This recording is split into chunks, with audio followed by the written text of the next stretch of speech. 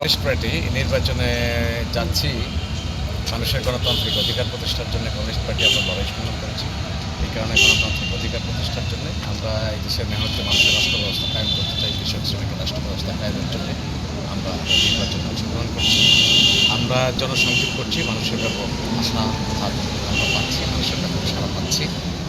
আমরা মনে করি যে যদি এই দেশের সুষ্ঠু নির্বাচন হয় এবং মেহনতি মানুষের রাষ্ট্র যদি কায়েম করতে হয়, কমিউনিস্ট পার্টি ছাড়া এদেশের মেহনতি মানুষ, কৃষক শ্রমিকের রাষ্ট্র ব্যবস্থা কায়েম।